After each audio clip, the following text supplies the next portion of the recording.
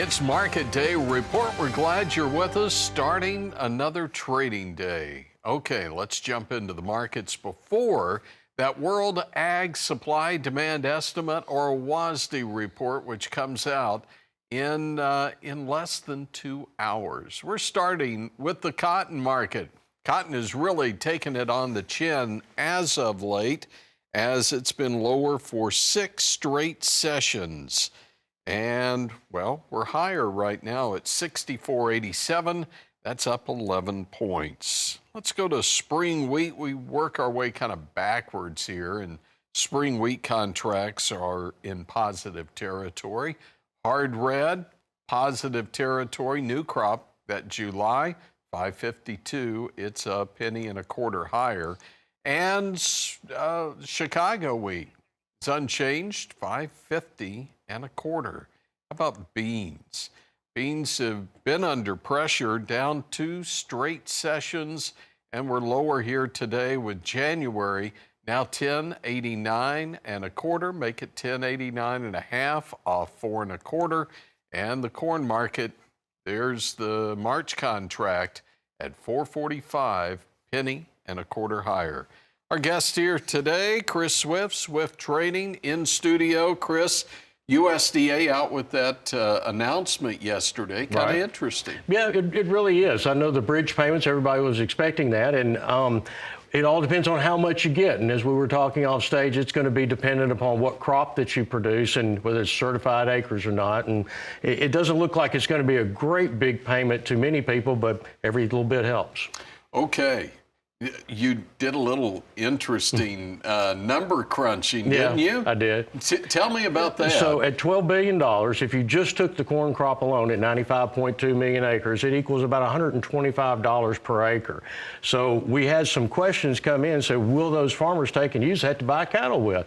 And so a quick hit on the calculator says that it'll take 25 acres of those payments to buy one 850-pound steer. So I doubt very seriously that it's going to be of great big help when you look at the community of being able to progress. What it really does is just kind of fill holes. Yeah, maybe just a bridge until we get maybe to the rest of the farm program that's part of that big, beautiful bill that kicks in. Something that's going to bring demand in and get rid of some of the supplies. Okay, now speaking of demand and supplies, we'll take a break, but on the other side of this, are you eating steak? And if you are, where is it from? That's coming up in a moment.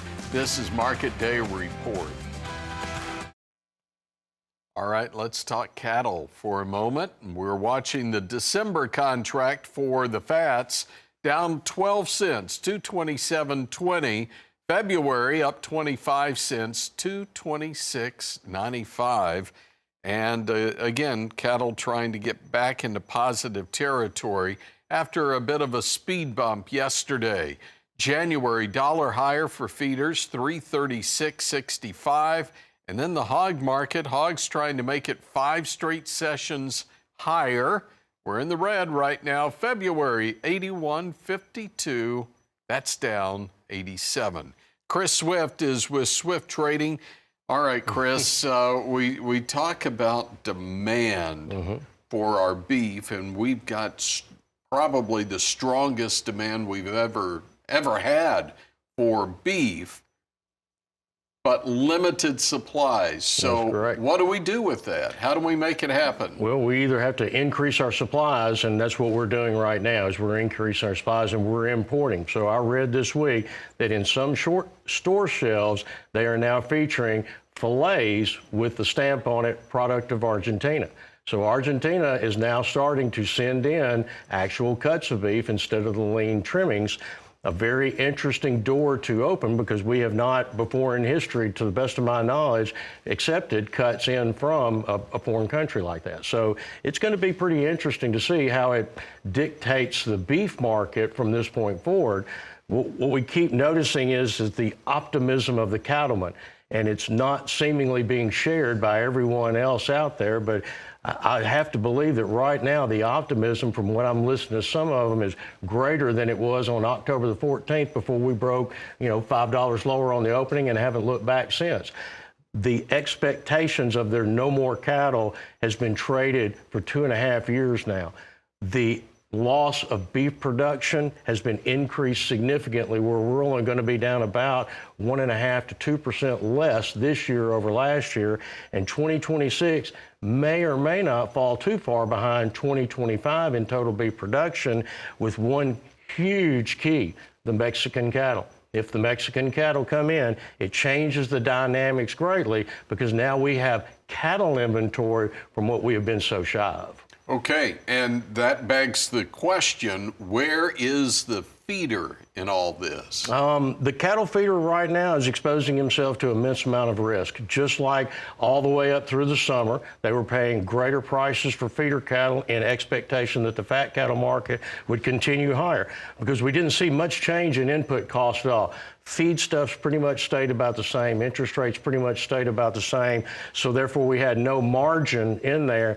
And when we look at where our margins went from $400 and $500 a head profit this summer to about a $70 a head loss last week and a projected over $200 a head loss into the future, the cattle feeder has to do something. And with feedstuffs going down just a little bit, unfortunately, they may try to feed their way out of it, putting more pounds on there, and it's not pounds that we need cattle.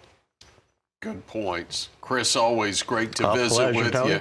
And I like steak, but I'm just going to admit it, I'm still a USA guy. That's right, red, white, and blue. So, I gotcha. Yesterday, y'all would have been so proud of me. I made a large beef brisket in the slow cooker, cooked it all day long, and if we hadn't eaten every bite of it, I would have brought you some today, because it was good. Great. It was good.